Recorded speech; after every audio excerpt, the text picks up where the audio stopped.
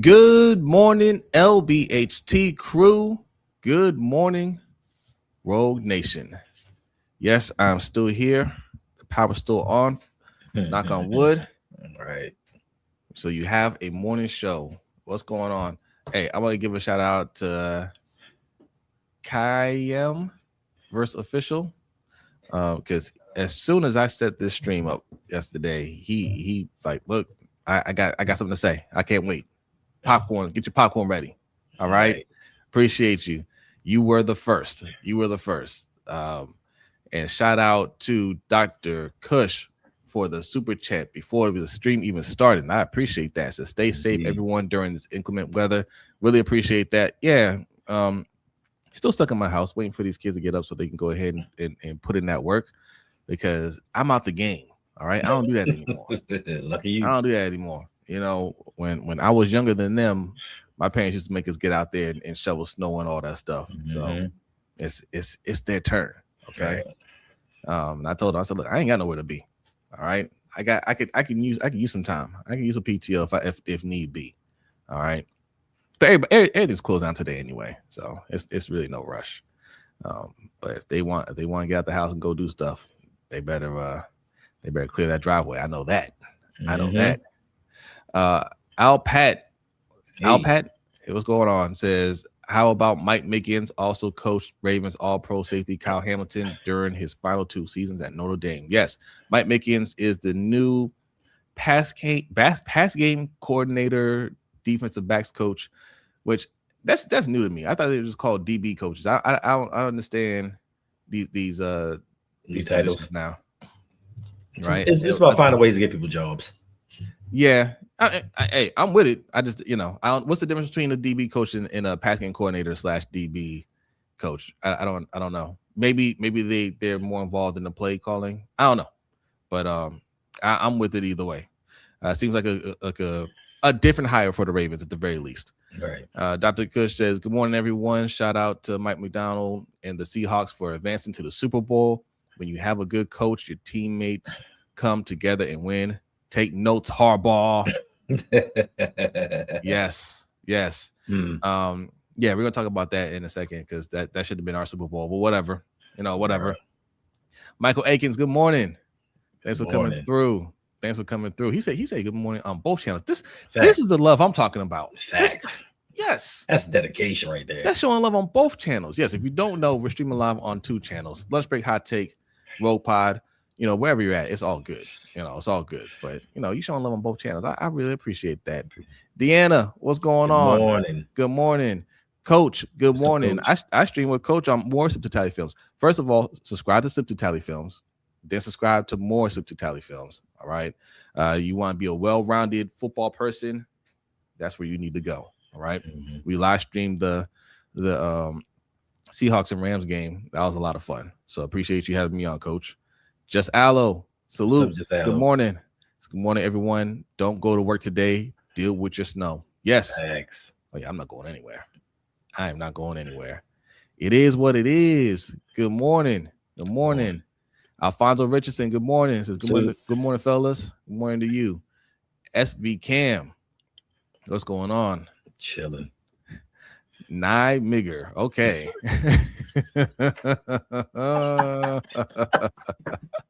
Creative.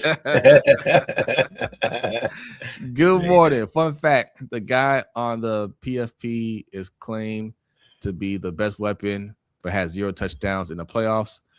And Lamar gets MVP every time with a new offensive coordinator. Okay. Yeah. Imani, good morning. Good morning. Sway's World, good morning. Thanks for coming through. Devin Janelle, good morning. Good morning. All the way in Japan. Oh, you're in Japan. Oh, okay. Japan. Yeah. Nice. B just went to Japan. Was it last year? Yep. Rodney went to Japan last year. He had a great time. He's trying to go back. Him and my nephew went, and my mom. I need to go with them next time. Deanna says, I'm stuck with my semi waiting for the weather to improve. Football talk and reading help me pass the time. How are you all today? Oh, so we have a captive audience. That's what's going on. We got a captive audience. They got a way to go. What are you reading, Deanna? What are you reading? You know, one of the things that we do for our members is what we're supposed to be doing is a book club.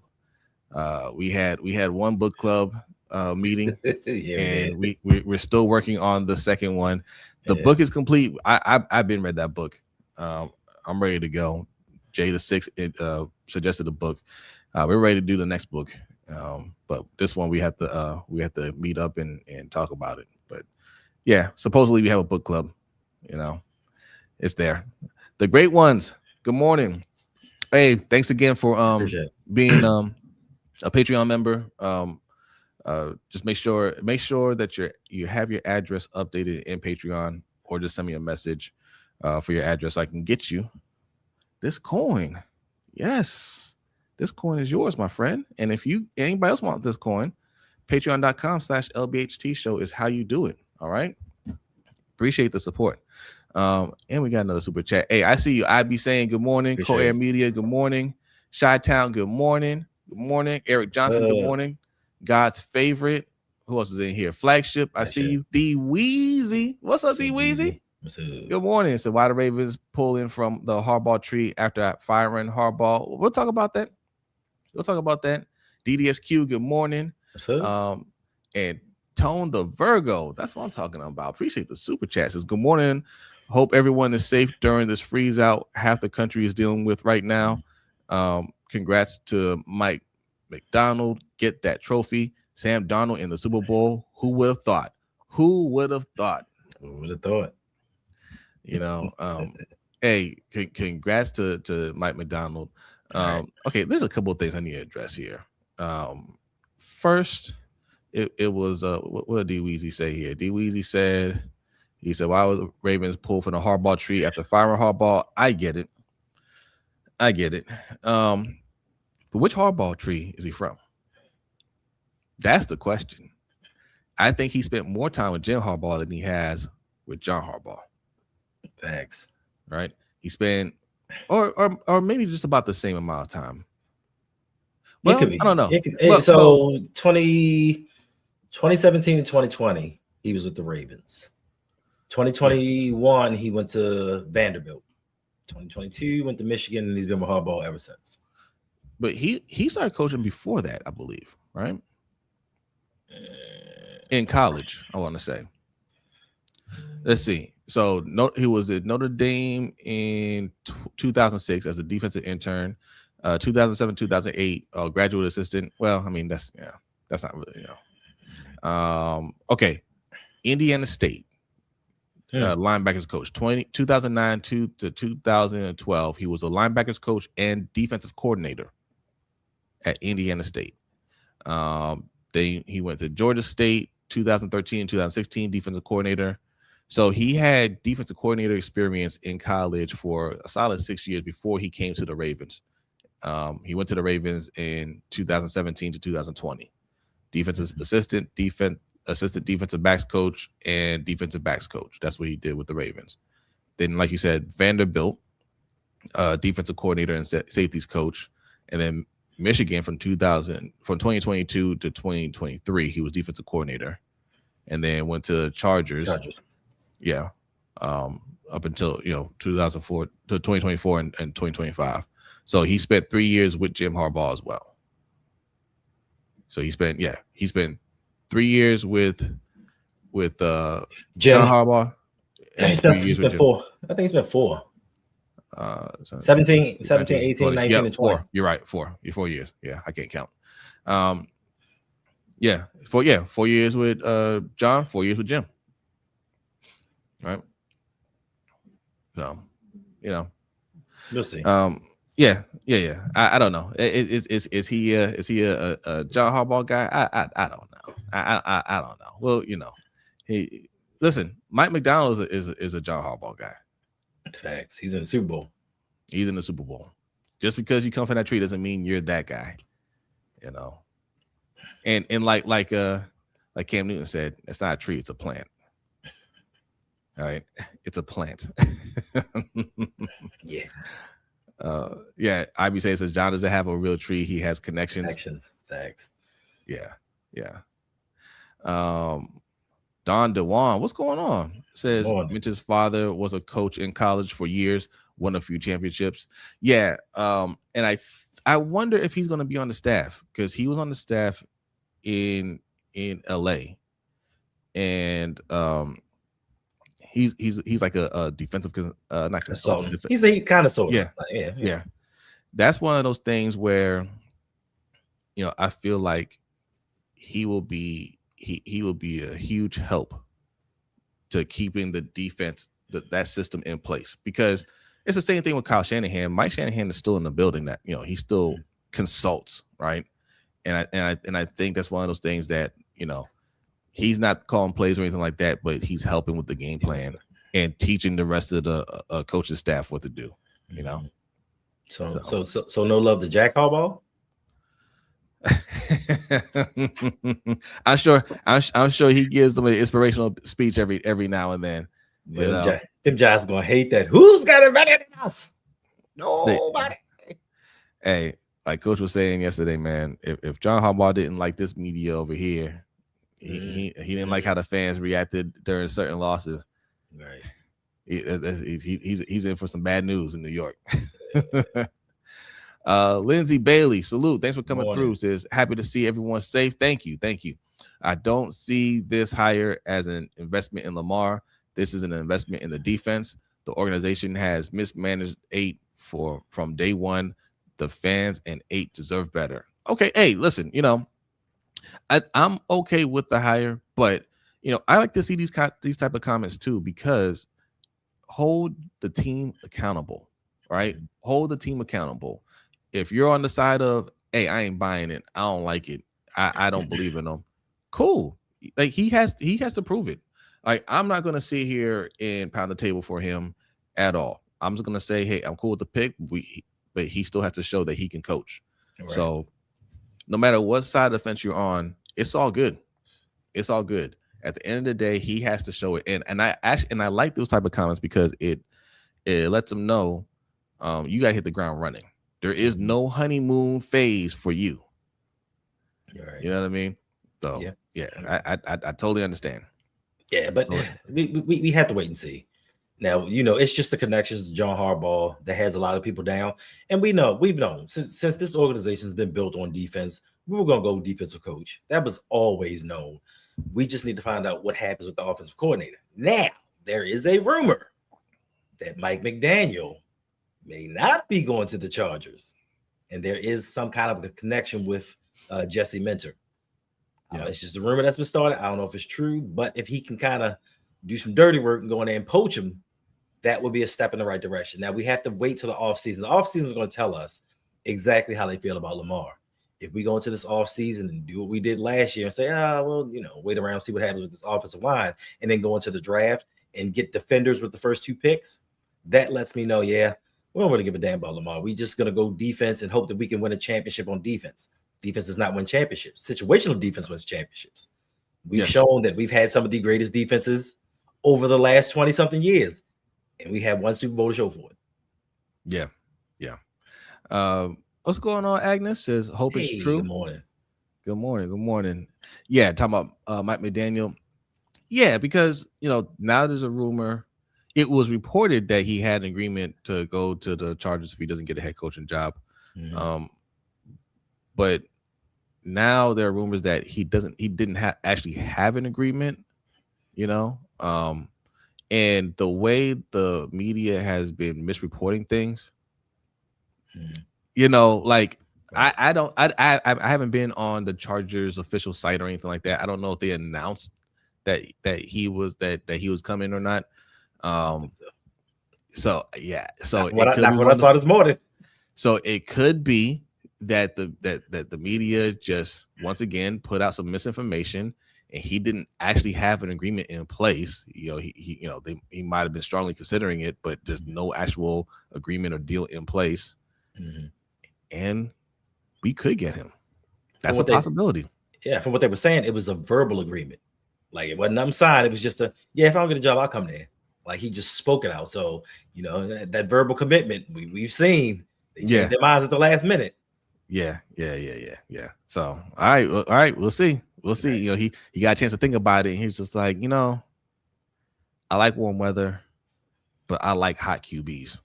Facts. You know what I'm saying? I like MVP QBs more than warm weather. Although, but then again, man, I wouldn't blame you if you chose weather over this. Yes. I would not blame you. Jaleel Rack, is it Rock or Rack? Jaleel Rack W. Hey, either way, salute. Thank you for the super chat. Says Mentor did win a championship with Michigan. Was willing to get dirty recruiting players. What if we get an OC that fits the mold? Is it still a good hire?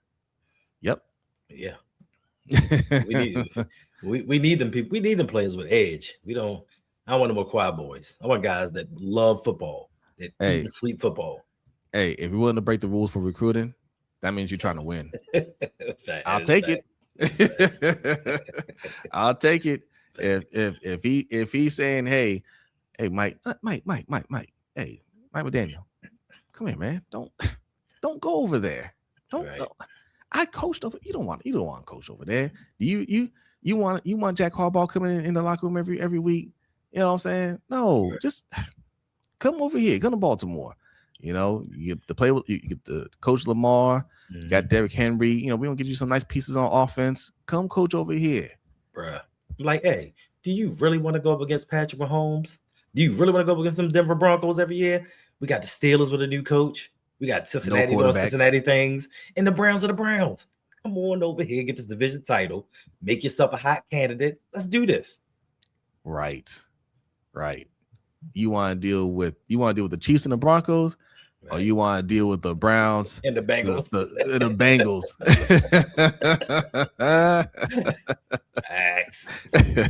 We'll see, though. We'll see. It can get really interesting how this shapes out, and especially in about 2 weeks after the Super Bowl.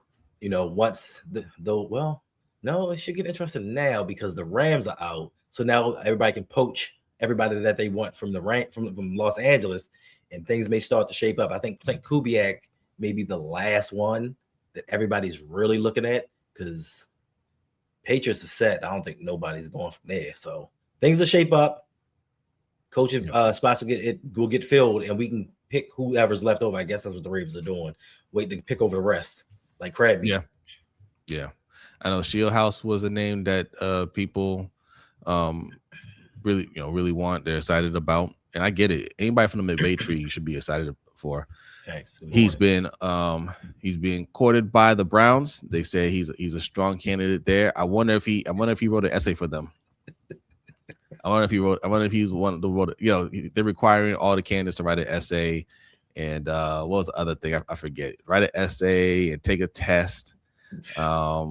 You know, this is crazy over there, but I think that's the reason why a lot of these coaching candidates are just like, I'm good. They call him not for you. They call him every day. You still coming?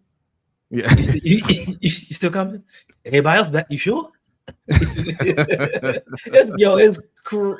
crazy that everybody's like, hey, coach. Yes. I gotta go back to my job. Well, we talked about it. That's a tough situation, man. Especially if you're a first-time head coach. You know, how much trust do you have in the organization, right? Because right now they have a tall task this offseason, signing their O-line, like 4 out of their 5 starting O-linemen. They're free agents. Yep. You know, you have a quarterback situation that's a complete mess. Deshaun Watson is still here, ladies and gentlemen. He's not going anywhere. Final season. Is it the final season? Well, I think it's 2 more years. He's still on the cap. I think they get rid of him after this one. Okay, you can get rid of him after. So with minimal damage. Yeah. You still have to. I mean, you got to carry him, and like Coach said, like, do you play him? I mean, you're paying him all the money in the world, and Shador. I mean, how do you feel about Shador? Do you feel like he can take the next step next year?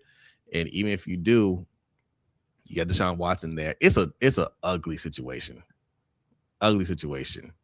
You know. Yeah. Is that why he got 10 kids? Who got 10 kids? I think they're talking about Phillip Rivers. Oh, Rivers? Yeah. Oh gosh. Yeah. He got a couple of grandkids too, don't he? Oh, many of them. Yeah. But it's that situation is crazy, bro. Like it's like the NFL is just playing in our face. Like really, you're considered of all people Phillip Rivers for a head coaching job. Like you interviewed him out of nowhere because he came off the couch and played, and he coaches high school. When you have all of these qualified candidates, like they just people, owners just do what they want to do. Who did? The Browns? The Bills. Oh yeah, the Bills did. They did. That's right. Hey, listen, man.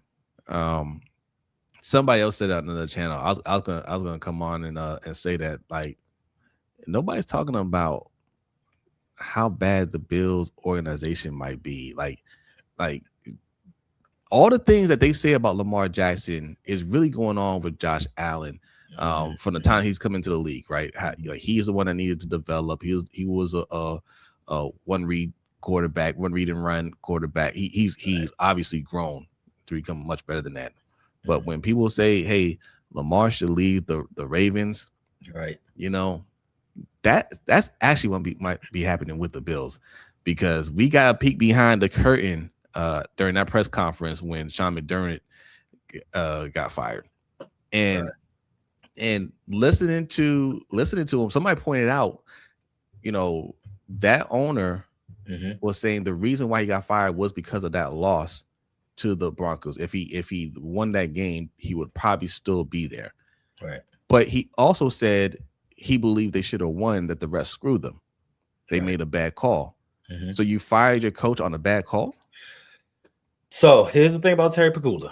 This is I watched that, and it was a hot mess. He said, I did not plan on firing him until I saw the looks on my players' faces when I walked in the locker room. Yes. So you made a snap decision in the heat of the moment after a loss. And then went on to say, this is what got me, because I'm sitting there like, why is nobody pointing this out? He was just like, they asked Brandon Beane about the wide receiver position and not, giving Josh Allen enough to work with. And he's like, no, let me step in. And he talked about, well, the coaching staff wanted Keon Coleman, right? And that's been the talk of all things, that he threw Keon Coleman under the bus. But what I'm thinking is this: what about the rest of the roster? You talking about one player? What about the rest of the roster? Why are you not talking about what else the general manager has done? Because Josh Allen, similarly, not quite as much, but just like Lamar Jackson, they've kind of failed him. Now, they did give him Stephon Diggs, and they should have made a run during that period of time. But your general manager did not do his job and got promoted. Like, that's crazy. That organization is in flux. Now they're going out here looking for a head coach like Sean McDermott. That's the crazy part about it. All the stuff he's talking about, Sean McDermott did. They went to the playoffs before Josh. They went to the playoffs before Josh Allen got there with Tyrod Taylor. You know what I'm saying? He's taking them to 5 straight AFC East championships. So everything that you talk about, you want somebody that can get the best out of this defense and work with that offense. He did it, and you fired him. So listen. All that about a rivalry with Buffalo, that's done. Like that franchise. Listen, I get it, because look, Josh Allen in the same situation as Lamar. He's been with that coach longer than 5 years. Can he get it done? I understand that, but you got to have a plan. And it's okay if you take your time. You're saying, hey, we're gonna do our due diligence and look at these candidates and interview people. It doesn't seem like they had a plan. It seemed like it was a snap judgment, because I don't know who all they've interviewed, but yes, Phillip Rivers is on that list. Phillip Rivers, like that. Leslie Frazier, Joe Brady, and somebody else. Brady. Somebody else. Like nobody that you would be like, oh man, he's gonna turn this team around. I think, I mean, Joe Brady would be cool, I think, for them. Brian Dable, no, he's an offensive coordinator. I don't think he's a head coach. But the crazy part is, with Joe Brady and Brian Dable, they were coordinators under Sean McDermott. So you want Sean McDermott types to come replace Sean McDermott? Well, I think again, it might be one of the situations that they coach under him, but they're not him. You know what I mean? True. Like Joe Brady started out with the Panthers, right? I mean, he actually coached with Sean McDermott when Sean McDermott was the defensive coordinator. Yeah. Brandon Beane was there too. Yeah, I know. But they won a lot of games with Sean McDermott, but now we're talking about can he make those adjustments in those situations to, you know, help Josh Allen not turn the ball over. You know what I'm saying? Just call games a little different. You know, you might just need a little bit different of a voice. You don't need to change everything up too much, but we'll see.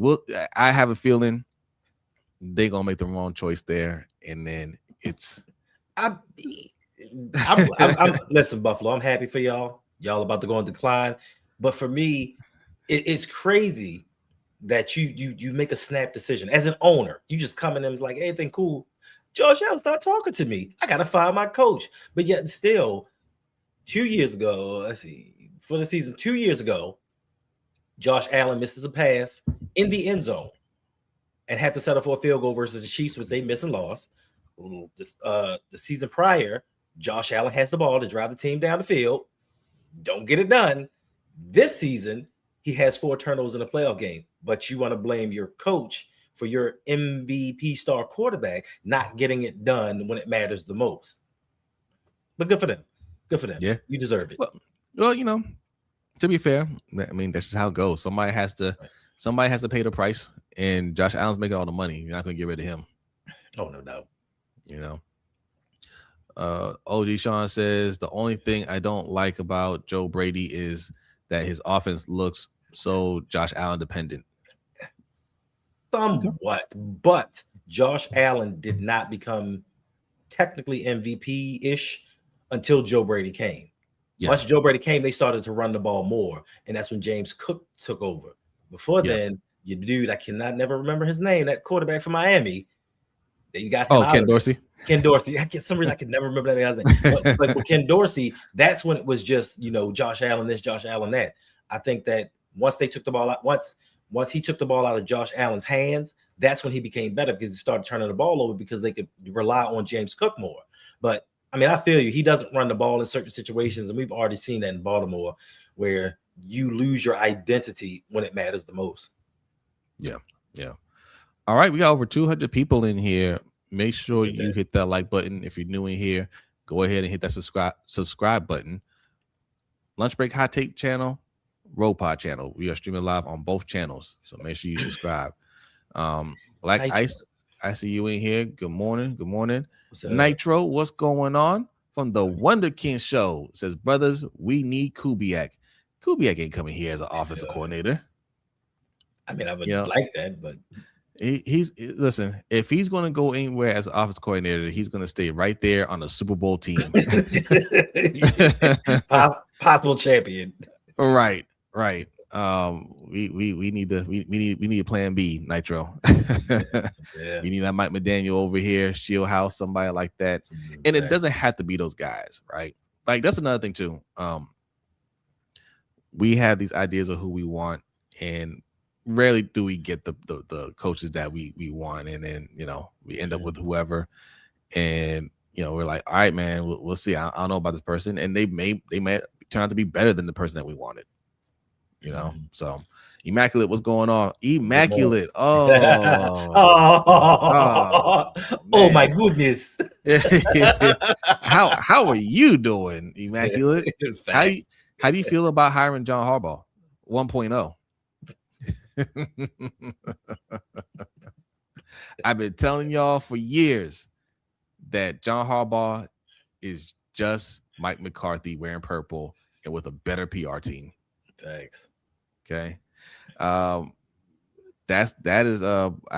haven't had my ear to the Steelers YouTube side of things. I don't know if they're cool with that, if they're crashing out over that. I don't know. I know people are laughing at it, but that's what's funny to me is everybody's hyped up about the Giants because they got John Harbaugh, and you're optimistic. Yeah, okay. Hey, you know what? Honestly, Mike McCarthy is a solid coach. Mike McCarthy is a solid coach. He people clown that move, but him and John Harbaugh are exactly the same. Right. I would say the offense will be better. Yeah, I think the offense will be better. Now next year will be rough because you're going through a little rebuild phase. I don't think Aaron Rodgers is coming back to play for Mike McCarthy again. He said a lot of bad things about Mike McCarthy, and that's why you guys think about Mike McCarthy the way you think about him. He was a highly regarded coach at one point, and then Aaron Rodgers was doing Aaron Rodgers things and started throwing him under a bus. And Harbaugh never had that misfortune of coaching an Aaron Rodgers type player, type star. That's really the only difference. But Mike McCarthy with some talent can do some work. So I don't think that's the worst hire. But like some people say, like, hey, if you're moving off of Mike Tomlin for Mike McCarthy, you're not making any real change there. Especially if you're not going to get him a quarterback. That's the other thing too. Like, how are you going to get him a quarterback? Yeah. Because Mike McCarthy is a solid coach, but he can't do what Tomlin did with less, right? Like he can't work miracles like that. You're going to have losing seasons with Mike McCarthy if you don't have the talent there, right? And maybe that's what you need. Honestly, that's what you need. You need to have some bad seasons so you can be higher in the draft to get those players. So what else we got here? I don't want Rodgers back. You shouldn't. I'm waiting to see who his coordinators are. Yeah. Look, Mike McCarthy, offensively, he's gonna be fine. Right. Defensively, we'll see. Right. Listen. It's so funny. I woke up the other morning, I think it was yesterday, and I saw something about Arthur Smith. And I'm like, where'd he go now? Ohio State. I said, this is what I mean about Mike Tomlin. Like, he has the worst coordinators. He can't even get a coordinator job in the NFL. He had to go back down to college. He's so bad. Oh my goodness. He didn't interview anywhere. He didn't interview anywhere. Yeah, that's the knock against Tomlin, man. Like that's that would be good, Immaculate. That would be a good one for y'all. Willis, Malik Willis. Oh, that would be a good one. Yeah, I think he's a starting caliber quarterback for sure. Tomlin wasn't doing miracles; he was using black magic. There you go. That he's giving the Air Force One magic. Yeah. They think Rodgers is definitely returning now. I don't think Rodgers and McCarthy like each other still. Who knows? Right. Who knows? But I don't think so. But if he came back to that, that'd be a nightmare. Yeah. Is that going to be a head coach in a couple of years? No. Flagship says, to be honest, I'm not worried if Kubiak goes to the Bills, especially if they botch the DC hire. I love Clint Kubiak, but he won't have JSN or Cup with the Bills. Also won't have a Mike McDonald defense. Again, we'll see. Like, Kubiak is a hot name, right? We like him because what he's doing on offense over there. But whether you're an offensive coach or a defensive coach, that doesn't really determine what kind of head coach you're going to be. It really doesn't determine what kind of team you're going to have, right? Jesse Minter could very well come in here and we could just turn to a high power offense with an eye defense, right? We don't really know, or we could get the best of both worlds, where we have a top 5 offense and a top 5 defense, right? Kind of like what the Patriots have, right? Patriots are top, I think they're ranked 4th in offense, total offense, right? They're a defensive team. Seahawks are ranked 9th, I believe, 8th or 9th in offense, total offense. They're a defensive team. So just because you have a coach that came from a defensive side of the ball does not mean he's going to neglect the other side of the ball if you have the right coach. So that's what's really going to determine their success, right? Can they come in here? Well, Minter, I'm talking about. Can he come in here and improve the defense? That's what we're expecting, because he's a defensive guy. Right. We expect him to be hands-on on that side of the ball. But also, can he make things happen on the offensive side of the ball, right? That's what's really going to determine him. If he comes in here and only works on the defense and does nothing with the offense, then it's a failure. If, like Flagship said, if Kubiak goes over to the Bills and the offense is buzzing, but the defense takes a hit, that's a failure, right? You need a coach to put together everything, head coach to put together everything. And listen, you watched the game yesterday? Yep. The one thing that I loved about that game was the fact that with Mike McDonald, this is the culture that I hope that Mentor brings to Baltimore. The one thing that stood out to me was Tariq Wooten got that stupid taunting penalty. But more importantly, the rookie Nick Eamon-Ward was on the sideline yelling at him. I need a head coach that's going to instill in his players, I don't care if you first year, third year, fifth year, be a leader. And for him to be like, you a veteran, you can't be doing, you know what I'm saying? For the rookie to step up and be saying that says a lot about your head coach. For us, we just all walked to the sideline with our heads down and lost the game. I need a head coach that picks his players up and empowers them to be leaders on his team regardless.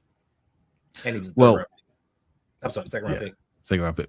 When Mike McDonald was here, our players used to do that. Right, everybody understood what they're supposed to do. They understood other people's assignments. They understood, what they needed to do to hold hold everybody accountable.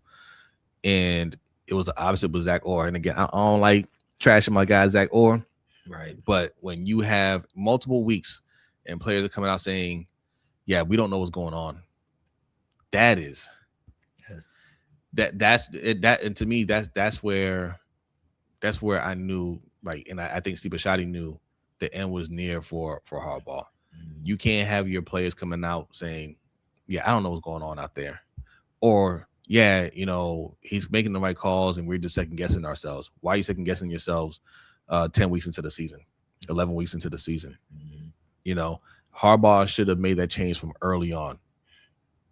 You start out 1-5, you're giving up all these points. Hey, I'm sorry, man. Listen, we can't do this again.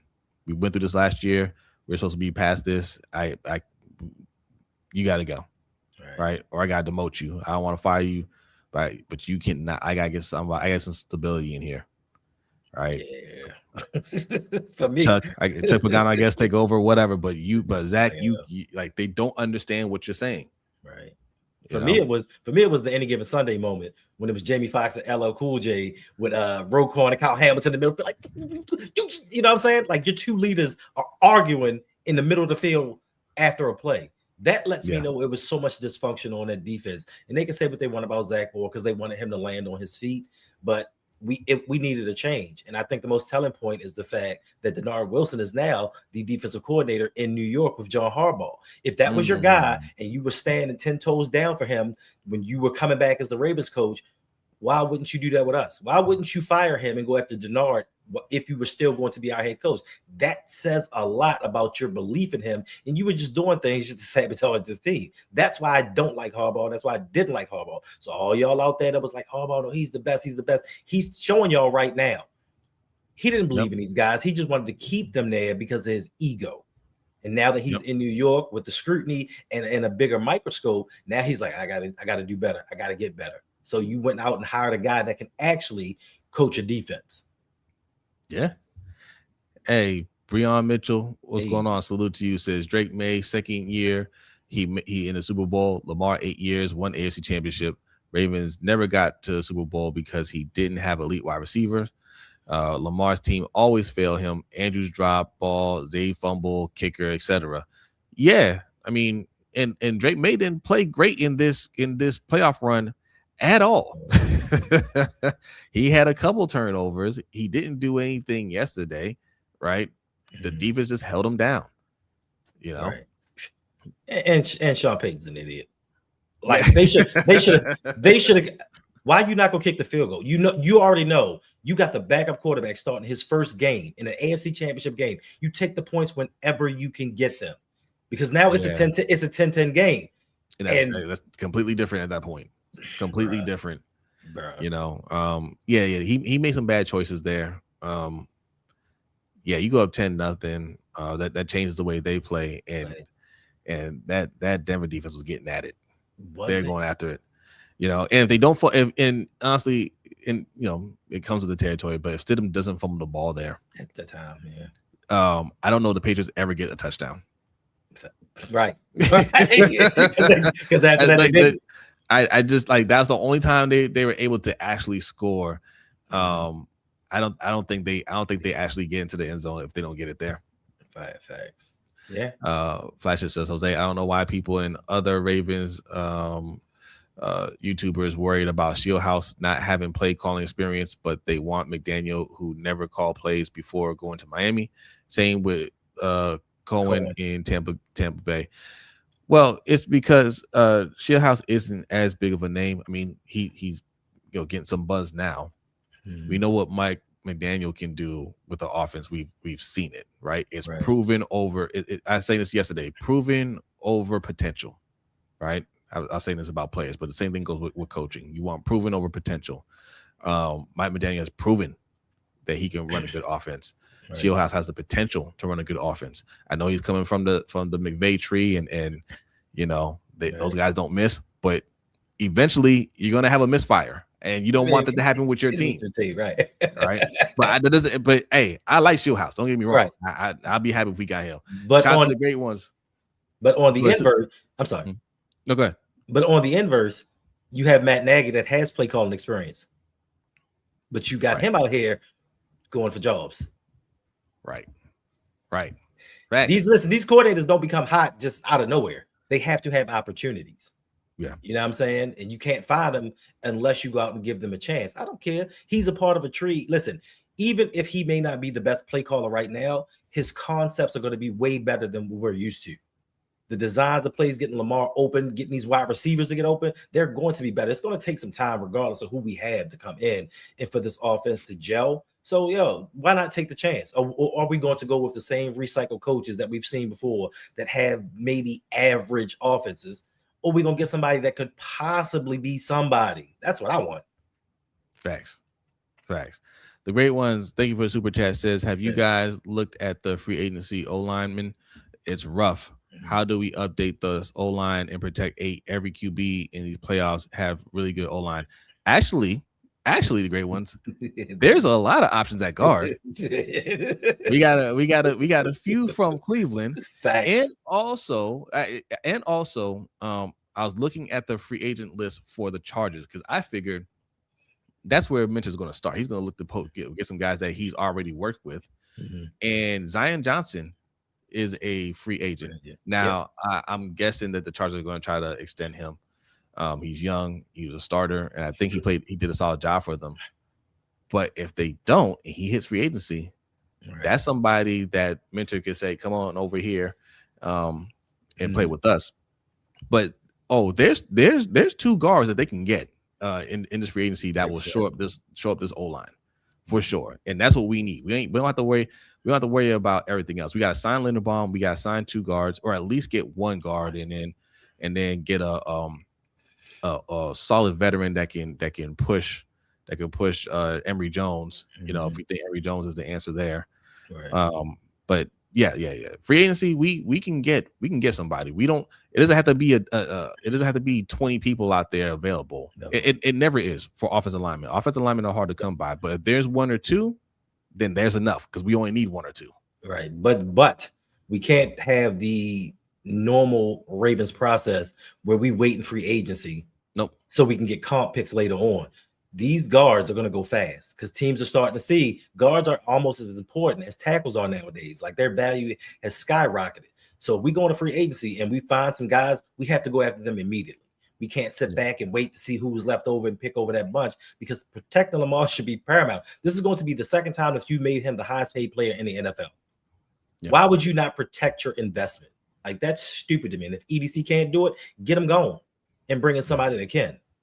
Yeah. Now Jesse or Breon says Jesse Minter was a horrible pick. He has zero experience as a coach. His defense, he's a defensive coach. Ravens need an offensive minded coach. Now I'm gonna you just Breon, you just pointed out how New England, surrounded Drake May with talent. Is the second year and he's in the Super Bowl. Who's that coach?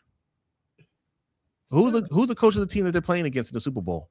Oh, those are two defensive coaches in the Super Bowl. Both of them with top 10 offenses. Right. It's Drake May in the second year, and it's Sam Darnold on his fourth team. Yeah. On his fourth team. Yeah.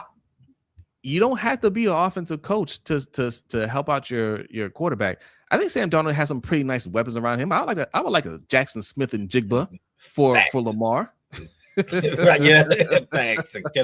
But more importantly, I thought you was going in another direction with this. But more importantly, let's see, 2008, coach with no experience, didn't coach offense nor coach defense.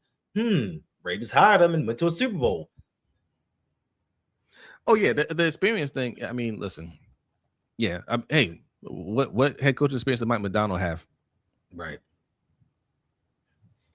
He's in the Super Bowl. Thanks. You know, who's Drake's offensive coordinator? Josh McDaniel. Yes, that dude always gonna have a job for the rest of his life. Yeah. It shouldn't be a head coaching job. That's actually a great situation for what's his name over at the New England head coach. You got a offensive coordinator that's already proven he can't be a head coach. He's burned some bridges around the league. Right. That's what's going to make it hard for him to get a head coaching job again. But he's really good on offense, so he's going to be there for a while. Josh McDaniels it's going to be hard for him. Not saying he'll never get a head coaching job again. College. It's going to be hard for him to get a head coaching job in the NFL after what he did last time. Rainmaker says no coach has head coach experience until they get the job. Facts. And you just need the right coach, right? You have first of all, he has coaching experience, not head coaching experience. Right. And you got to let these guys go out there and show what they can do. You know, some of these guys can hit the ground running like Mike McDaniel did, right? Which is why I don't think it's that bad of a pick. We all wanted Mike McDaniel when he was here. And you're talking about Jesse Minter, who coached with Mike McDaniel, right, for a while. They have similar philosophies, you know. So maybe the hope is he can replicate what Mike McDaniel just did, getting his team to the Super Bowl. Maybe Jesse Minter can do that over here. Yeah, but it's just crazy. You wanted Mike McDaniel as your head coach with no head coaching experience. Yeah, as a defensive guy, and being from the Harbaugh tree. Right. but that was fine, right? Yeah.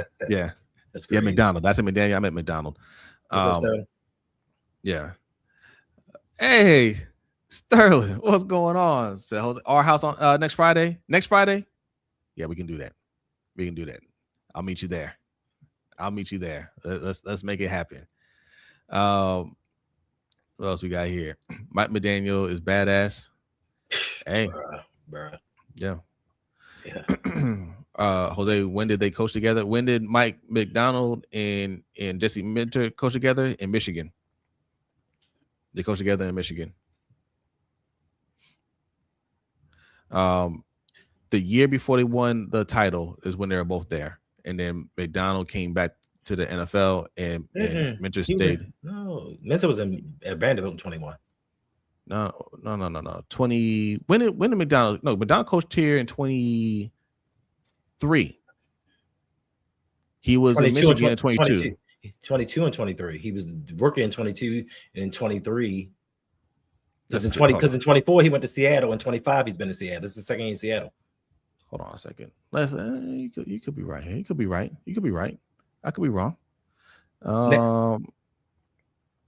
He was in Michigan. No, it says 21. 21 defensive coordinator. Oh yeah, you're right. And when did Minter get there? He was 22. He replaced him. Okay. So they didn't coach together. Yeah, he replaced them. They coached together when Minter was here with the Ravens. Baltimore, yeah. That's when they coached together. When did he get here? 2017. Yep. So from 2018 to 2020, they coached together. Yeah. So, but they both coached at Michigan at the same time. My bad. But yeah. So I mean, they work together. They have that same type of teaching. Yeah. Shannon loved throwing shade at Lamar. I'm not sure what Shannon said about Lamar at this time, but I mean, at this point, the hate is obvious. You got so much to talk about in the NFL that has nothing to do with Lamar. I mean, we talk a lot of Ravens over here, so yes, we're gonna talk Lamar, but we're talking about everything else going on. We're talking about Josh Allen. We're talking about Drake May. We're talking about Sam Darnold making it to the Super Bowl before everybody else in this class, right? Like, I mean, that's just you know what it is. They worked under Wink. Yeah. Oh, yeah. Hendo was right. Jose McDonald headed the defense in Michigan. Off to mentor. Yeah. We got that cleared up. Thank you. Michael Smith, what's going on? Says if the Ravens can't find the player they are looking for at 14th, trade the pick back and get extra second round pick. Hell no. Trade back. Listen, you either trade up or trade that pick for a proven player. Thanks. Trade back. We already have 9 picks. You want more picks? I thought we had 11. Listen. I'm telling y'all right now. EDC, he learned a hard lesson, and he was saying that in the press conference how he needs to make a splash in free agency. He understands in this draft, it's not the time to play around. Right. He was playing around with those scratch offs before, and it's like, oh yeah, just the more the merrier. More chances to get it right. Now he understands. I have to hit. My job is on the line here. He's not going to play around and keep trading back. You're either trading up or you're trading for a proven player. Right. And him trading back, I don't understand why you want him to trade back. If we're picking in the top 14, there's a chance, a high chance he can pick a player that can help this team. He's proven that he can't draft, period. So why do you want to give him less talent to work with, trading back into the second round to get 2 second-round picks, so to speak, for some guys that may not be able to play? Because he's not going to find that talent. He's not going to find that diamond in the rough. But you want to play around and get somebody that may come in. Lamar's getting older. We don't have time to be playing around with maybes, possiblies, potential. We need guys that are proven and can play. If you cannot find somebody in the top 14 of the draft, there's an issue with you as a general manager. Yeah, hey, if you don't like anybody at 14th, who do you like in a second? I don't like the way this is looking here. Let me trade back to get some worse players. Man, you better find somebody. Buck 14. I'm gonna find him at 39. That's crazy. Offensive line help, guard, tackle help. Yeah, you get that at 14. Yep. You get that at 14. And there's some ballers in this draft. Right. Corey Carter says, do y'all think we tried to get Max Crosby? Do y'all think we should get him at all? Nope. I don't. Max Crosby is an excellent player. I do not think we need to go anywhere near Max Crosby. Listen, if there's a way we can get Lamar the protection and a true weapon and still get Max Crosby, I'm with it. Right? If we're talking about trading the next year's first round pick for Max Crosby, I'm all for F them picks. I'm all for trading away future picks. If the Ravens say, all right, we're gonna go sign 2 guards in free agency, we're gonna trade for Justin Jefferson, AJ Brown, whoever, what insert wide receiver, whatever wide receiver you like, Amon-Ra St. Brown, whoever. We're gonna trade a pick for one of these wide receivers, get Lamar star wide receiver, and we're gonna trade next year's first round pick for Max Crosby. Go for it. Hold up, Jose. David, so since you seem to be on the EDC meat riding train, you tell me who he's drafted with the most picks of all general managers since he's become one. Why did the depth not work out last season?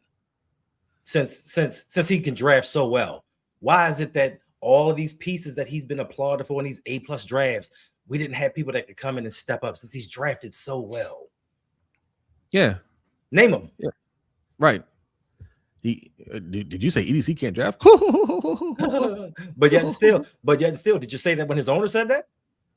When his owner said that he's been having some trouble drafting, did you say he don't know what he's talking about? Like, y'all can say anything.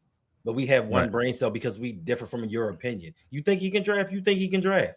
But this 8-9 season proved that he really couldn't. Right. Yeah, but this is the guy right here. This is the type of person that me and B always talk about. When we say something about a coach or a GM that they don't like, you know, they turn into defenders, right? They turn into these people right here, right? they turn into these people right here. How dare you? And then you want to install us. But then when you get sick of them, right, then you start calling them all kinds of names, right? That we don't call them. They they call them whatever. And because you're on the other side of it, but you ain't got to do that. If you like EDC and you think he can, he's done okay, and you think he can continue to do well, then just say that. But taking shots at us when we're right, I mean, you came to the wrong place. Facts, bro. Right. You can bleed purple. That's fine.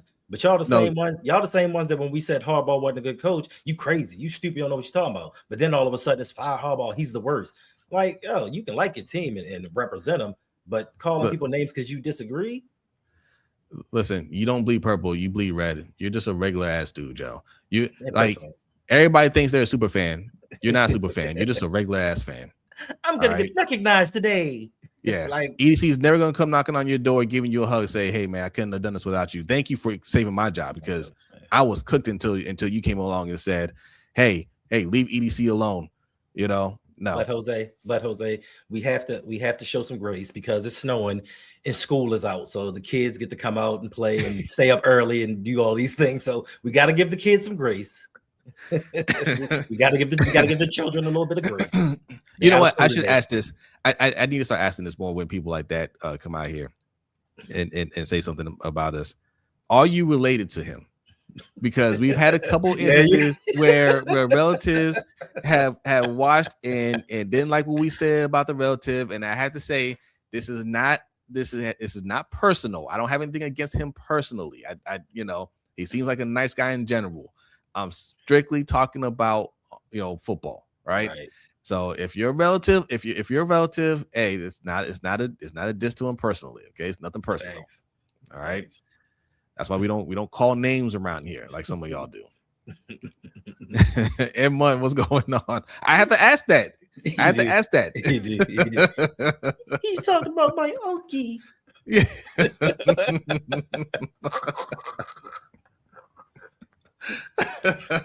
It's all fun and games, bro. Yeah.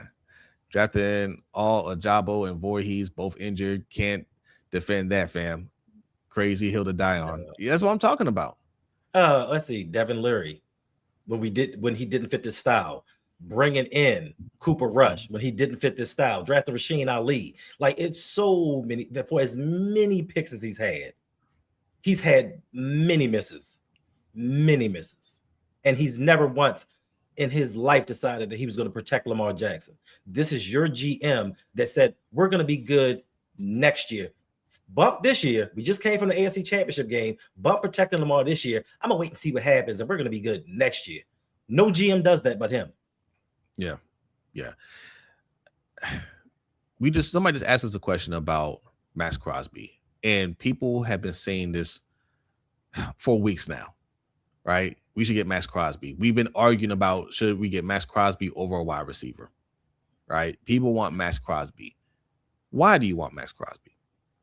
We spent a first round pick in Oweh. We spent a second round pick in Ojabo, second round pick in Mike Green, third round pick in Adisa Isaac. Why do we still want an edge rusher? Is it because we drafted poorly?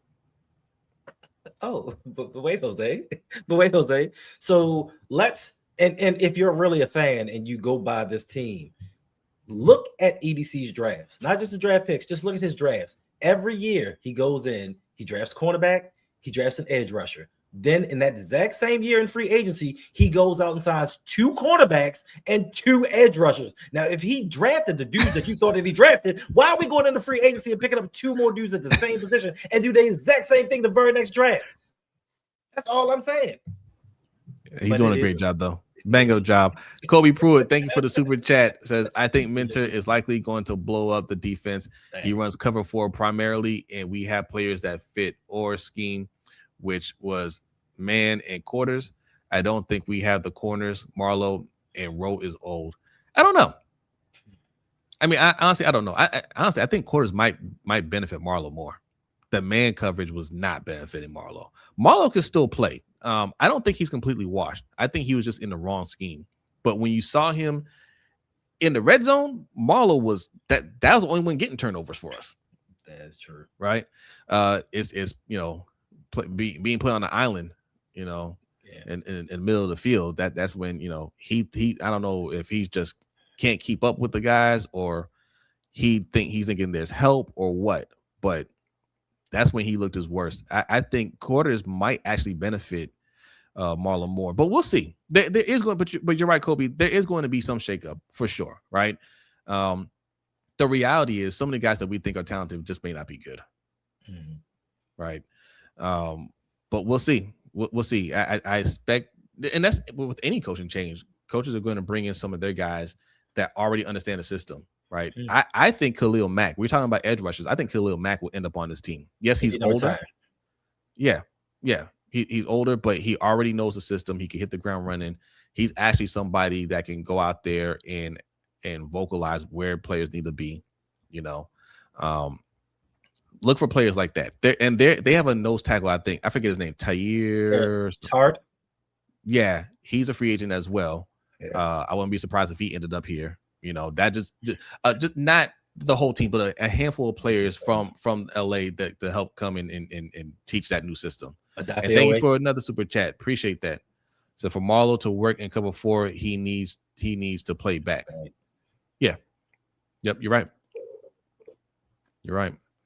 Marlowe's mentality got to change. What's going on, Jay? Says one foot on the field and the other is ready to do his podcast. I don't think the podcast distracted him. I think you guys just don't like to hear from him when we lose. All right. You think he's too cheerful? Like most players are just mad, distraught. He's like, "Hey guys, bad game, but we're gonna talk about something else." Yeah. And you can't go off of that, man, because you don't really know how what he's feeling. He spoke about that before when we lost in 2019 when we lost to the Titans, and he's like, man, y'all think we don't get upset? He's like, trust me, I'm upset. I just everybody reacts differently. Let's see, man, you guys are really going off in the chat. Hey, there's 350 people in here. Salute to y'all. Goodness gracious. Lord hit the like button if you're new in here. Hit the subscribe button. Lunch Break, Hot Take, Rogue Pod. Those are the 2 channels that are going live right now. Really appreciate the support. Look, obviously we're doing more than the 30 minutes today because snow day. I'm snowed in. Yeah, snow day. So we're here. Lewis says, don't waste draft capital. Problem with EDC was that players brought in weren't coached properly. Harbaugh left too much to his assistants. He's basically a rah-rah guy. He is. And that's part of the problem. Other part of the problem is some of these guys just weren't good. Some of the guys just weren't good. But yes, they need to be developed. We'll see. Right. We'll see. But I'll take proven over potential any day. If we can get somebody like Justin Jefferson, like an AJ Brown, then I'll take that over drafting somebody that could be that guy. Right. Corey says, my question is, why did we extend Andrews instead of 80? Ask EDC. He's doing a great job. Am I wrong for thinking this? I know he was hurt, but hey, listen, EDC's doing a bang up job, right? He's doing a bang up job. He extended the guy. You extended this guy. Well, I'll say this for him. At the time, he didn't know that his friend was getting fired. Okay. Right. They thought it was business as usual. And they're like, hey, you like Andrews? Yeah, he's one of our guys. He's cool. Let's take care of him. All right, cool. If he had known then that John was getting fired, that move wouldn't have happened. All right. He'd have said, John, let's wait until the end of the year. We'll talk about the end of the year. I hear you. We'll do that later. Okay. yeah, but it was no rush. because nobody's going to rush this offseason to sign Mark Andrews. Nobody. No, there are 7 offensive linemen that have more touchdowns in the playoffs than Mark Andrews. Nobody's rushing for that. No, there's no rush, but they're comfortable. Yeah. Like I'm telling you, they've been doing their job. They were both being lazy. And I'm telling you, when Steve Bisciotti told EDC that he was firing John Harbaugh, he was in his office with his feet kicked up on the desk, you know what I'm saying? Eating his ice cream or whatever. Right. And when Steve said, "Hey, I'm gonna go ahead and fire John," he sat up. He sat up straight. Like, what? Posture was perfect. He's like, "I'm coming to office. Is John still there? No, John went home. All right, I'll call him, but he's out of here. He's gone." And then next thing you know, he had straightened up his tie. You know, what's the password for how to unlock this computer? What's the password? You know, he calling IT, he called me up, say, "Hey man, I forgot my password, man. I need you to reset my password." Right. All right, no problem, EDC. There you go. Reset the password. He checking his emails, he checking his missed Teams calls, he doing all that stuff. Okay. Kobe said Steve shouldn't have let EDC extend half of the free agents. Yeah, facts. Yeah. Mad Rasta, salute. Thank you for the super chat. Says, I have no faith in the players the Ravens draft. No coach can turn trash into gold. The current scouts need to be fired. That's real. I'm not even going to argue that. That's how they've been playing. You know, they also need to invest in scouting. A lot of teams don't invest in scouting. Matt Wallman wrote about this years ago about how cheap, how little they pay these scouts and how they don't really teach them anything. You know, they give them very little to work off of. They're overworked and they're underpaid. And when I say underpaid, I'm talking about like $30,000-$40,000, something that's shameful from an NFL team. Like you can easily pay your scouts 6 figures. Right, give them benefits easily. Right. It's nothing, but they get these guys and then they burn them out and then they move on to the next person. They make no investment in them. Has that changed a little bit? Maybe some of these teams are doing better with that. Maybe the Ravens are. It doesn't seem like it, you know. But stuff like this should force them to evaluate that more. Shout out to my guy. Vavori Sports, what's going on? Did I say that right? Vavori Sports. Have you guys heard anything on Nnamdi Madubuike? No, that doesn't sound good at all. That's how you know. That's how you know it's serious, because he hasn't made a statement. They haven't said anything about, well, you know, he's going through treatment. He's going to do this and that. All they keep saying is, we'll let him talk about it. Yeah, we can't talk about it. We'll let him talk about it. That's bad. That's really bad. I feel for him. You know, that's crazy. I be saying, says EDC straighten up like that Sinbad skit where Dad walked in the room. Yeah, y'all be quiet. Dad is speaking. How may we help you, Father? Yeah. But we'll see. Well, this is the season. We will see. This is the season, and I'm going to cut EDC a little bit of slack for this season because now he doesn't have Harbaugh to kind of have to work with and acquiesce to some of his demands. I get to see what you do as a general manager on your own, because you are picking for your job. If you don't get it right, the owner's like, yo, you got to go, bro, because last season we'll put it on coaching. I'll give you a break this time. We'll put this on coaching and the scouting department. This season, it's dependent upon what you do and the players that you pick. So this year, I'm going to say EDC, I'm going to see what you can do, bro. Now you don't have to pick guys from Michigan. You don't have to pick guys that played under Jim Harbaugh. So do what's right for this team and protect Lamar. I know you want to go defense. I know everything in your body is telling you we need to get this defense back to the way that it needs to be. No, we don't. We need to protect Lamar, because without him, we don't win. We can have Kyle Hamilton go down and still win. If Lamar gets hurt, we saw what happened. Yeah. No, you're absolutely right. You're absolutely right, Hendo. Like this year, you know, we'll say it's on John, and I'm sure they've had much deeper discussions, you know, than what they alluded to in the press conference. But I'm pretty sure Steve had that conversation with him and Ozzie about what's going on with these players.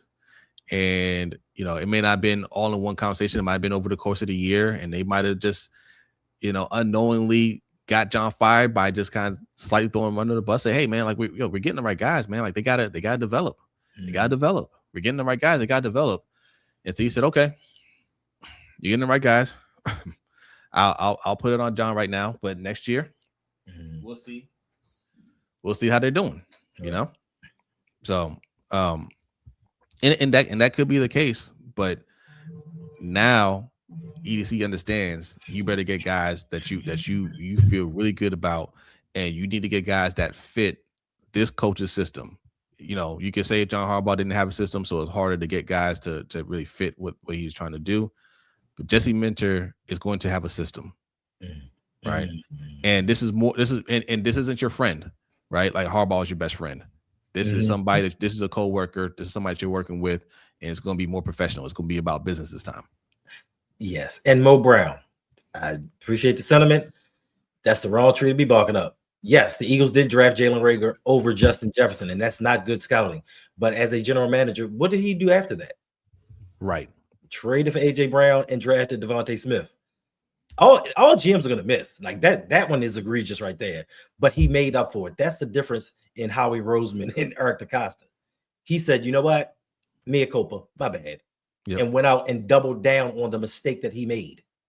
And picked up Saquon Barkley. And oh my gosh. I mean, okay, Jalen Reagor. Right. Nobody remembers him. How did they win a Super Bowl? Right. Yeah.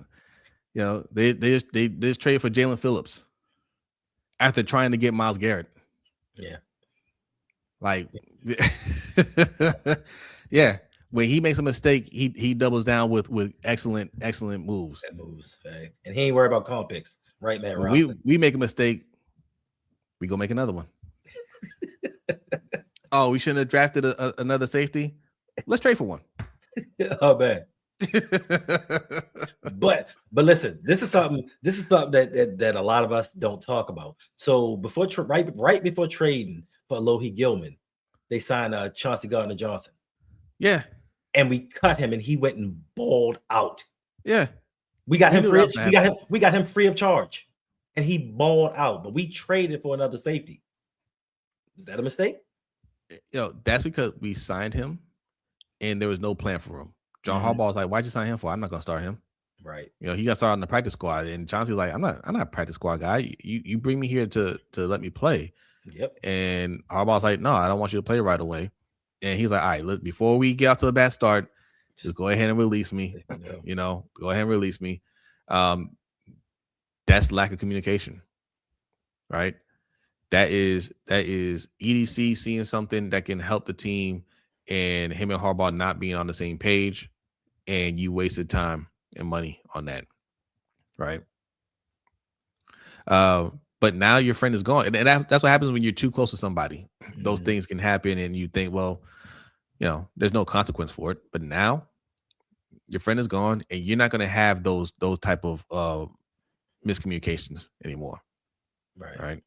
It's going to be, hey, Jesse, you need somebody, you need some help here. This is going to be your help. You need to make this work. Right? Or, hey, Jesse, I'm thinking about signing this person. What do you think? He doesn't really fit my system. All right, well, here are your options. If you need some help, which one do you want to go with? Right? It'll be much better communication there because it's not that blurred line of friendship or deep friendship, this time around. EDC should be gone because he was going to let Harbs ruin another season. Yeah, that's why Harbaugh is gone, because he thought he was going to come back and run it back with that same coaching staff and not make any changes. And this is just a warning shot for EDC. Like, look, Steve Bisciotti did it right. Right? He did it right. He said, I'll give EDC another year to prove that it was really Harbaugh that's the problem. And EDC always had that ace in his pocket with Ozzie Newsome still in the building, because Ozzie is helping him scout these players. And he could always go back and say, hey, man, me and Ozzie aren't making the wrong picks. You think Ozzie is doing a bad job? Right. No, right? So he always had that to lean on. But this year, it's all on him. Mo. Let, What? Oh, let, me catch, let me catch a super chat real quick, and then we'll get to Mo. Shout out to Kobe Pruitt for another Appreciate super it. chat. It says EC is risk adverse. He likes having teams that are good enough and can say he did his job without pushing the chips in like Howie and potentially get the blame. Facts. Yeah. All right. Mo says majority of the Rams defense starters were day 2 and day 3 picks. Eagles are loaded. That's not the one you're looking at? That's not even what I was looking at. Which one are you looking at? It was the one about trading for Jay Alexander. You talk about a team that's been to 3 Super Bowls and 1, 2 since the last time we've been to one. That's what we talk about. Everybody has misses. And what happens with Howie Roseman, he's not afraid to take risks. He wasn't counting on Jair to come in and be a starter. He drafted Cooper DeJean. And what's 27? The really good one. You're talking about the D lineman. No, the cornerback. Not I can't remember. That wasn't Cooper? No, it was the first round pick from I think it was from Toledo or something. But my point being is he wasn't Mitchell. Carry on. Oh yeah. What is his name? Mitchell. So he wasn't expecting Quinyon Mitchell. He wasn't expecting Jair to come in and be a starter. He was getting depth pieces. So it was low risk, high reward. And they're defending Super Bowl champions. Are we really comparing the two franchises? I don't think that we should be doing that. I mean, look, yeah, Jalen Carter, Jordan Davis, you know what I'm saying? Quinyon Mitchell, like he hit. He hit. The Kobe Dean. Like, listen, man. Listen. You really reaching with Jair Alexander. You're really reaching. First of all, Jair Alexander, that's somebody you're just kicking the tires on. That was inconsequential. They didn't give up any draft capital for that. Nothing substantial. That's just kicking the tires on somebody. Right. You're really reaching with Jair Alexander. But I get it. Yeah. You want to defend your guy. I get it. There's nothing wrong with that. I defend my guy too. They just won a Super Bowl. They just won a Super Bowl. Right. You know, and the funny thing is, if they don't win it next year, I think Sirianni is out of here. Sirianni will be gone. That's how serious they are about winning. Oh, yes, Zach Bond that they got from the Saints. That's good scouting. That's good scouting. He was in running for Defensive Player of the Year. His first year from being a special teamer. That's good scouting. Those drafts, that's good scouting. Yeah. You're not gonna win this argument. This is a ridiculous argument. I get it though. I get it. Hey y'all, patreon.com/ROUG. Go ahead and sign up over there. All right. I know you like this content. For more bonus content, go sign up over there. Just $5 a month. All right. $10 if you want to be generous. All right. You guys are at home. Okay. You're stuck in the house. Right? You need some entertainment. All right. Netflix, Hulu, they're all raising their prices. Okay. We're gonna keep our prices the same. All right. These are recession-free prices. All right. $5 a month. Okay. We get you access to the Overtime Show on my channel. $5 a month will get you all kinds of extra content on Hendo's channel. All right. Eagles, Ravens are mid to poor. What do you mean mid to poor? Listen. Eagles are not mid. They just won a Super Bowl. I can't bring up any more of your comments, Bo. This is like you're trolling at this point. You're trolling at this point. I don't understand what you're saying. They're doing everything we should be doing. Let's see. Praveen Hendo, are you going to speak about the Bad Bunny? Praveen, let me ask you something, because you've asked this twice on my channel and mine too. I think. What's your beef with Bad Bunny? You don't like Bad Bunny? Like, he's a great entertainer. But I will say this: I haven't watched a halftime show in like 20 years. I watched it last year with Kendrick Lamar because my kids really wanted to watch it, and they enjoyed it. But yeah, I'm not a halftime show guy in general. Yeah, Praveen, you need to answer this question. What's your beef with Bad Bunny or your obsession with Bad Bunny? Maybe he loves Bad Bunny. Maybe he's just like, I love Bad. Yeah. Maybe in his eyes it's a good thing that they decided to go off the beaten path and bring somebody else in. Yeah. Diversity. Hey. Good for them. I mean, I like Bad Bunny. You know, he was great. I was saying yesterday, he was great in WWE. He had a wrestling match. He was great. They had an event in Puerto Rico, and his walkout was crazy. It was crazy, yo. That crowd guy. I've watched a lot of WWF in my day. But I've never seen a crowd that hype before. Never seen a crowd that hype. And he was great in the ring. He's a great performer. Yeah. Like he wasn't out there doing like the we see celebrities come on. No, like he was wrestling. Okay. Yeah. Yeah, seen that. Check it out.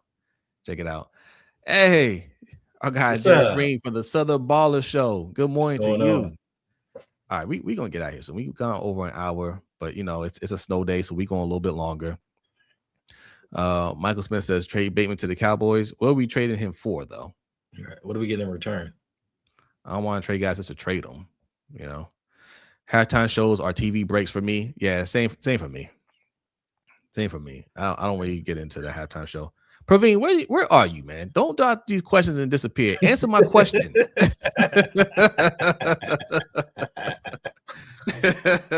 Right. Answer my question. To trade him for cap space. Oh, for cap space. I don't know. He's getting paid very little money. I don't know. I don't think we're saving much if we trade him. Right. Can we talk about Mike Mickens? We talked about him the first thing when we got on here. Would you like to hear? Would like to hear your thoughts, Jose and Hendo. We talked about Mike Mickens earlier on. Mike Mickens, that's cool. Solid. I mean, first of all, there's not much to say there, right? He's coming from college. He did good work in college, but he's in the pros now. He's not going to be calling plays or anything like that. I mean, I think with his title, maybe that's somebody that he might develop. He might groom. He might start to develop plays. He'll show him how to draw plays and whatnot. He'll get more into that part of it. But yeah, he'll just be working with the DBs, as far as I know. And he's a young, fresh mind, somebody that's not really tied to the organization. So I'm cool with that. You need some fresh ideas. So yeah, I'm cool. I'm cool with the hire. With the hire. I like it. Anybody that can come in here and help these DBs actually create turnovers, I'm all for it. And if he's that guy, bring him in. Yep. It's all good, flagship. It's all good. Nah, yeah. We here. It's snow day. We here. I mean, I only got to work both jobs today, but we here. Yeah. But I might not go in tonight though. Don't tell him. Yeah. Because I'm not shoveling nothing. Right. I be saying said trade Bateman for a bottle of nail polish. Man, y'all, man. This is what we talking about. This is what I'm talking about, man. When y'all you don't say, hey, I'm out, man. You want to kick that person out, yo. Use his head as a ram like they did in a casino. Use his head to open up the door. Ravens fans are very passionate. That's why we love y'all. Like when y'all turn on somebody. Because y'all used to love Bateman. Y'all loved him when he had 9 touchdowns. Now that he had under 300 yards receiving, now it's just like, yo, that guy got to go. Like, you don't even want to know what happened, right? Like, he had a good year last year. You don't even want to know what happened. You're not even asking a question, man, what happened to Bateman? Like, he looked like he was going to, he was trending towards being that guy. He took a step back. What happened? You don't even want to know if he can get it back this year. You're just like, no, get that bum out of here. Right. He'll turn like a mug. Flagship says, sorry. Hey, no, it's all good, Flagship. No, it's all good. We just chilling. We chilling. Right. It's all good. Light work. Bateman is worth a second round for Ravens fans. Yeah, for Ravens fans. For Ravens fans. Hey, B tried to warn y'all when Bateman took that deal. No self-respecting wide receiver takes that deal. Hey, Jose. Yeah. Which one? Right. Both of Right. Right. No wide receiver that thinks they're a top wide receiver takes a deal like that. That's just. And you got a subscriber. It looks like who subscribed to you? Salute, Michael Meads. Michael Meads. Hey, appreciate that, Michael Meads. Appreciate you. Thank you. Bate needs to go, bro. Too inconsistent. No kidding. Yeah. But he just signed a nice little deal. He's not going anywhere. He doesn't cost them anything. I don't think they really get anything by cutting him. I think he's just gonna be there. Thanks. Yeah. Hey, Kobe, thank you for the super chat. I really appreciate this stuff, man. Yeah. It says Bate pouts about opportunity, then underperformed. So that's what I'm curious about. I'm gonna say I don't know, right? He does look like he's not engaged. I don't want to say he's pouting per se. I just say I don't know what's going on with him, right? And my thing is he pouting or is he saying, man, I'm just playing to my contract, to the level of my contract, which is not great. Right? Because if think about this. Let me ask y'all this. Mm-hmm. If he balled out, he did what Zay Flowers did this year. Right. And he said, all right, now I'm holding out, pay me. Would you guys be cool with that? Mm-hmm. I would be cool with that. Yeah. I would be saying, yeah, you got listen, get what you're worth. Mm-hmm. You didn't get what you're worth the first time. Or would you guys say honor the contract? Okay, he's honoring the contract. I'm paying. I'm playing for what you paid for. You didn't pay for 1,000 yards, right? You didn't pay for 10 touchdowns. They didn't pay for that, right? Devin, it's nothing wrong with his contract, except for the fact that no self-respecting number 2 wide receiver in the league would have signed that contract. Now, for me, I'm not as down on Bateman as everybody else is. Like, I understand the production wasn't there. Like, he looked terrible. There were plays that stood out where he just gave up on balls that cost Lamar interceptions. But if you look at things as a whole, Isaiah Likely, his numbers were down. Even Mark Andrews' numbers were down. Who outside of Zay Flowers on that offense really produced? They didn't utilize DeAndre Hopkins correctly. So Rashod, the optics of it, Rashod didn't look engaged in the game, but as a whole on offense, all of their numbers were down. But he should have asked for more money. Like, I understand he went the Scottie Pippen route, because if you watched the Last Dance, Scottie Pippen said, I took this deal because I had so many mouths to feed and I didn't want to risk getting hurt and not having any income. So I understand why he took the deal the first time. The second time, especially after a 9-touchdown season, almost 1,000 yards, you need to pay me more. You need to give me better, or I'll walk and go somewhere else where somebody values me. So part of it is on Rashod and his attitude and his body language, but part of it is also on his offense, because we underperformed as an offense passing the ball outside of Zay. Yeah. I just pulled up his contract, right? 3 years, $36.75 million, $20 million guaranteed. Right, got $8 million signing bonus. Wide receivers now, average wide receivers are making over $20 million a year. Stephon Diggs, who he's not the Diggs of old, right? He got a 3-year, $69 million contract with the Patriots, $26 million guaranteed. That's after tearing his ACL. Right. Okay. If you believe you're that guy, $12 million a year is a slap in the face. Thanks. Oh, I got one better for you. Hey, hold up. Tracy is here. What's going on, Tracy? Says, hey, everyone. Snowed in and loving it. Love you guys. Have more ladies watching. Hey, we love you too, Tracy. Tell all your lady friends to come check us out. Yeah. Bring your friends. Right. So come hang out. We're snowed in too. Always happy to see you. I'm sorry. What are you saying, Hendo? Oh, but more importantly, let's look at Christian Kirk. Yep. He had almost 900 yards in his last season. And then he signed what? 17 or $18 million a year contract off of one good year. You know what I'm saying? So it's certain things. I'm not knocking him because he wants to feed his family. Like, he wants to be secure, because you never know. But for the production that he actually had, he should have gotten more money. But the Ravens gave him that cheap offer and he cheaply accepted it. So I ain't mad at him. But My thing is, let's see what he does this season with a better offensive coordinator, with this offense actually humming. Let's not just give up on Bateman just yet. I'm a Bateman fan. I wanted them to draft him. Am I disappointed in his production for his whole career? I am. I thought he was going to be a lot better, but last season as a whole, outside of Zay Flowers, most people didn't do much. But you know what, Hendo? This is why when people say, "Oh, Lamar should have gotten an agent," the agent doesn't always look out for you because, like you're saying, if he's saying, "Hey, I want to sign this deal because I got to feed my family now," whatever, an agent should have been there to tell him, "Hey, dog, you're going to eat more when we go in free agency. Just wait." Right. You're about to hit free agency. Just wait. You're going just by default by hitting free agency. You're going to make more money than this. There's no downfall to it. You know, Kobe with another super chat. Appreciate you. Says, you might as well just sign up to Patreon. Yeah. Hey, patreon.com/ROUG, patreon.com/LBHTShow, man. You spent enough to fund both. Okay. Thanks. If you remember, Bate signed the deal because his agent misread his contract. Oh, I didn't know that. That's because the 5th-year option. He wasn't eligible for the 5th-year option.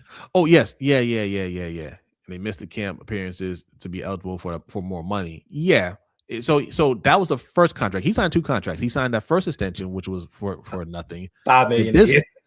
Yeah, but this one, he was going to be a unrestricted free agent. And he's coming off his career year.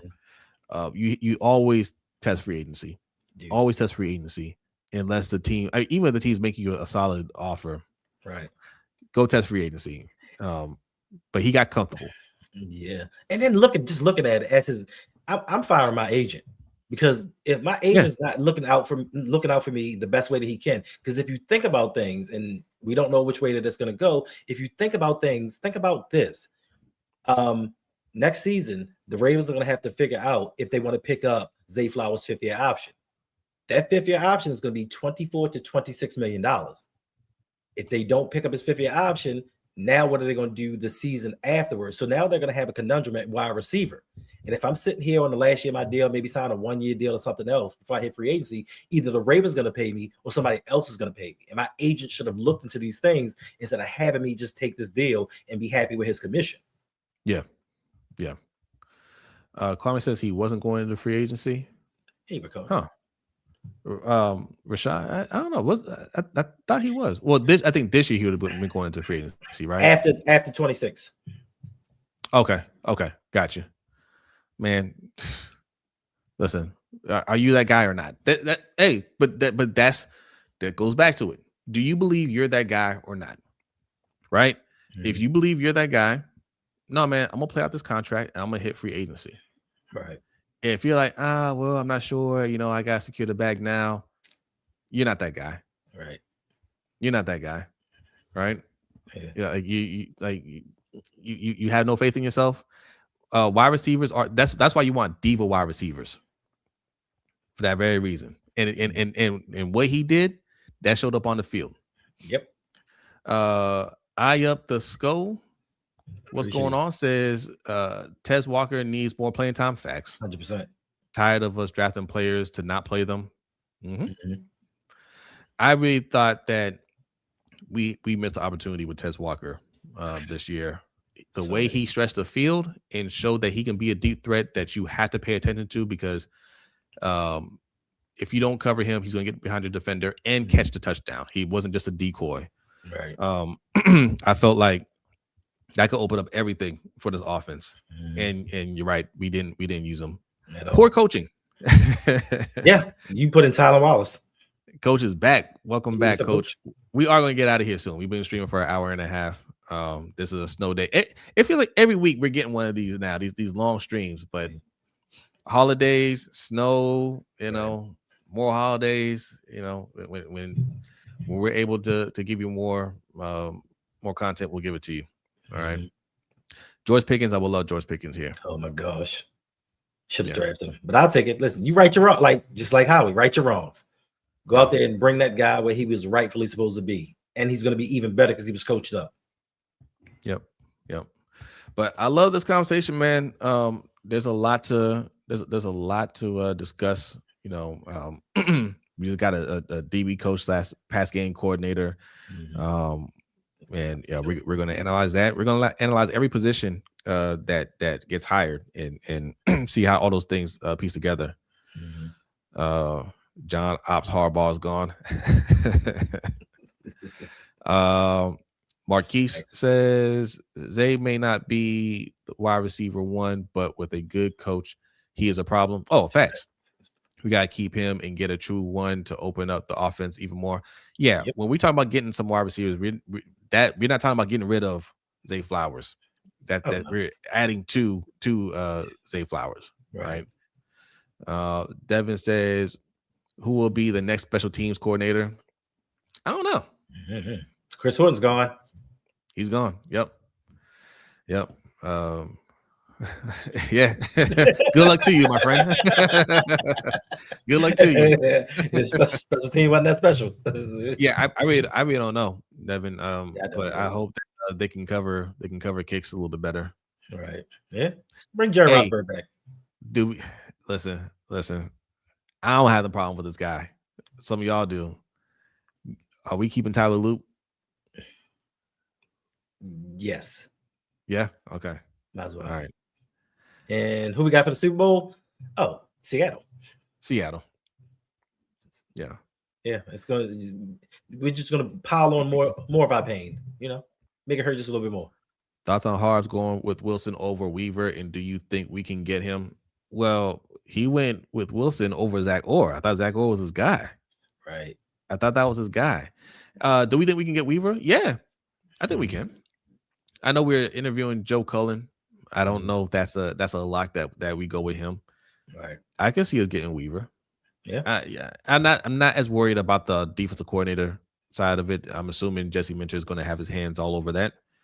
The offense is where we really need to lock that down. Facts. And I want to see not just, I think more so than the offensive coordinator. I want to see like that analyst type of hire, like his dad is for the Chargers. Mm-hmm. I want to see that on the offensive side too. I want somebody that's not necessarily here to be a coach, but to mentor coaches. Right. We have this system, and we're gonna teach it to the staff. So when people leave, the next person comes in and can run it. Right. Those are those positions that don't really get talked about as much, but teams hire those guys, to help teach it to everybody else. You can have your play caller, but somebody's going to really teach those X's and O's to help out with everybody. Mm-hmm. Those are usually older guys. They might have coached a little bit, but they just really they may not be good communicators, but they know how to drop these plays. So that's going to be important, I think. Yeah. All right, let's get out of here. I'll probably rock a Loop jersey, personalized, broke the Loop. It's hilarious. I mean, get a dude a chance. He was put in an impossible situation. Yeah, like his first game-winning kick for a right to go to the playoffs in Pittsburgh, where even some of the best kickers have struggled. So, I mean, is it the best? No, but bring in competition. Yes, most definitely. Don't just hand him the job for next season. Bring in somebody and make him win his job. Don't bring in an undrafted free agent and say, oh, yeah, compete. And then you beat him out by one kick. No, bring in somebody. No problem. Listen.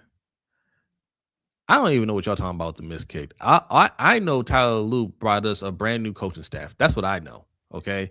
I'm willing to just forget, like Men in Black, we gonna zap that away. We like that never happened in my mind. I don't even know what y'all talking about. Right. Tyler Loop ushered a new era for the Ravens. Right. He's good with me. We can go ahead and extend him right now. Okay.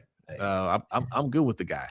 And I told y'all last year, I don't want to rely on kickers anymore. Right. Right. And Loop, I think Loop's gonna be fine. I don't think he's gonna be mentally broken from it. You know what I'm saying? Mm-hmm. Yes, positive amnesia. Yes, Rainmaker. That's right. That's what it is. Yeah. Positive amnesia. And we said before the season started, game shouldn't come down to a field goal kick. If this roster is the roster that we think that it is, it shouldn't even get down to that kick. And to threaten that young man and his fiance is crazy. But you let the defense off scot-free that gave up 2 touchdowns in 2 minutes and 50 seconds. Right. I love this term, Rainmaker. Yes, like Coach says, great term. Positive amnesia. Facts. Yep. I ain't say loop for life though. I'd be saying. No, yeah, slow down. Pump the brakes. He's the people's champ. Yeah. As long as you don't kick.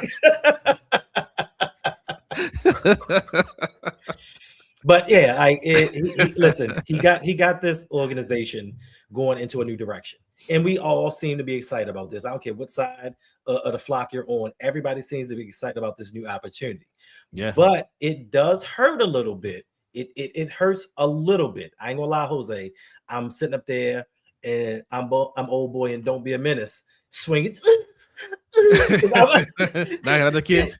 Knocking out the kids. Because I'm sitting here thinking to myself, one kick that may or may not have been made, we don't know. But the Texans with CJ Stroud and his turnover issues. Yeah. New England team, which we should have beaten already. And we could have beaten that team in the playoffs. And then we took on Jarrett Stidham in the Broncos for the chance to go to the Super Bowl. It hurts a little bit. It does hurt. It felt like all we had to do is make it. Right. And this could have been one of those years where we make a run. Right. Blown opportunity. And that's why you see Harbaugh with the new team. That's why you see Sean McDermott going to be on another team. Because this was a year like both organizations felt it like, hey, we can't go any further. You can't get it done this year. You can't get it done. Right. And we've been saying that all year. The way the NFL's looked, anybody can be beat. This is a year that you need to make it happen. Mm-hmm. And they couldn't do it. So it's time for a change. Yeah. But it would have been great. Teacher versus a student. Mike McDonald versus John Harbaugh in the Super Bowl. That would have been one for the ages. Oh, yeah. Yeah, that if we'd have lost to Mike McDonald in the Super Bowl, that would have gotten fired too. Well, no doubt. Immediately. No doubt. All right, y'all, we getting out of here, man. Appreciate y'all, man. Still 360 people in here. Jeez. Y'all representing. Appreciate that. Yes, we'll be back tomorrow though. I don't know if I'm going to work tomorrow, so maybe it'll be a longer stream. Maybe not. I gotta see with this driveway and what these streets are looking like, but it might be a work from home type of situation tomorrow. All right. But y'all be safe out there, man. Really appreciate y'all coming through, and we will see you later. Yes. Peace.